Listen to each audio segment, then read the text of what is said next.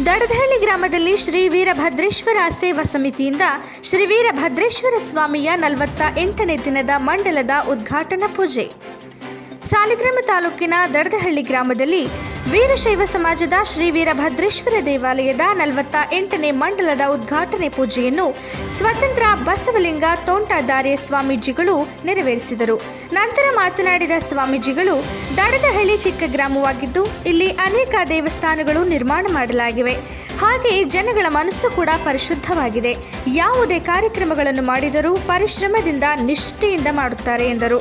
ನಂತರ ಶ್ರೀ ವೀರಭದ್ರೇಶ್ವರ ಸೇವಾ ಸಮಿತಿಯವರು ದೇವಸ್ಥಾನಕ್ಕೆ ಆಗಮಿಸಿದ ಕೆಲವರು ಅತಿಥಿಗಳನ್ನು ಸನ್ಮಾನಿಸಿದರು.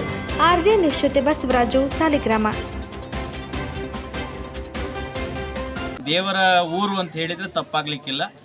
ದಡದಹಳ್ಳಿ ಗ್ರಾಮದ ಜನರ ಮನಸ್ಸು ಕೂಡ ಅಷ್ಟೇ ಪರಿಶುದ್ಧವಾಗಿದೆ. ಅವರು ಅಷ್ಟೇ ಶ್ರದ್ಧೆಯಿಂದ ನಿಷ್ಠೆಯಿಂದ ಯಾವುದೇ ಕಾರ್ಯಕ್ರಮಗಳನ್ನು ಮಾಡಬೇಕಾದ್ರೂ ಕೂಡ ಶ್ರದ್ಧೆಯಿಂದ ನಿಷ್ಠೆಯಿಂದ ಮಾಡ್ತಾರೆ. ಈಗ ವೀರಭದ್ರ ಸ್ವಾಮಿ ದೇವಸ್ಥಾನದ ಉದ್ಘಾಟನೆಯನ್ನು ಕೂಡ ರಂಭಾಪುರಿ ಜಗದ್ಗುರುಗಳವರನ್ನು ಕರೆಸಿಕೊಂಡು ವೀರಶೈವ ಧರ್ಮದ ಪರಮೋಚ್ಚ ಗುರುಗಳಾಗಿರ್ತಕ್ಕಂಥ ರಂಭಾಪುರಿ ಪೀಠದ ಜಗದ್ಗುರು ಡಾಕ್ಟರ್ ಶ್ರೀ ವೀರ ಸೋಮೇಶ್ವರ ರಾಜದೇಶಿಕೇಂದ್ರ ಶಿವಾಚಾರ್ಯ ಭಗವತ್ಪಾದರನ್ನು ಕರೆಸಿ ಅವರ ಮೂಲಕ ಇಷ್ಟಲಿಂಗ ಮಹಾಪೂಜೆಯನ್ನು ಮಾಡಿ, ಅದಾದ ನಂತರ ಧರ್ಮ ಜಾಗೃತಿ ಸಮಾರಂಭವನ್ನು ಮಾಡಿ ಅವರ ಅಮೃತ ಹಸ್ತದಿಂದ ಈ ದೇವಾಲಯವನ್ನು ಉದ್ಘಾಟನೆ ಮಾಡಿರ್ತಕ್ಕಂಥದ್ದು ನಿಜಕ್ಕೂ ಕೂಡ ಅತ್ಯಂತ ಹೆಮ್ಮೆ ಮತ್ತು ಸಂತೋಷ ತರತಕ್ಕಂಥ ಒಂದು ಸಂಗತಿ ಅಂತ ಹೇಳ್ತಾ, ಈ ಊರಿನ ಎಲ್ಲ ಜನರಿಗೆ ಸುಖ, ಶಾಂತಿ, ನೆಮ್ಮದಿ, ಮಳೆ, ಬೆಳೆಗತಕ್ಕಂಥ ಬೆಲೆ ಎಲ್ಲವೂ ಕೂಡ ಸಿಕ್ಕು ಅವರೆಲ್ಲರ ಬದುಕು ಹಸನಾಗಲಿ ಅಂತೇಳಿ ಈ ಸಂದರ್ಭದಲ್ಲಿ ಹಾರೈಸ್ತಾರೆ.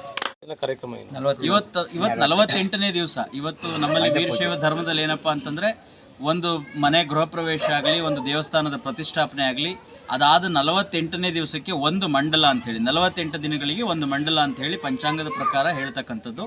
ಆ ಸ್ವಾಮಿ ದೇವಾಲಯದ 48ನೇ ದಿವಸದ ಪೂಜಾ ಅಂಗವಾಗಿ ಈ ಒಂದು ಕಾರ್ಯಕ್ರಮಕ್ಕೆ ನಮ್ಮ ಬಸವಪಟ್ಟಣ ತೋಂಟದಾರ್ಯ ಮಠದ ಶ್ರೀ ಸ್ವತಂತ್ರ ಬಸವಲಿಂಗ ಸ್ವಾಮೀಜಿಗಳು ಆಗಮಿಸಿ ಈ ಒಂದು ಕಾರ್ಯಕ್ರಮಕ್ಕೆ ಭಾಗಿಯಾಗಿ ನಮ್ಮೆಲ್ಲರಿಗೂ ಒಂದು ಆಶೀರ್ವಾದವನ್ನು ಮಾಡಿದ್ದಾರೆ.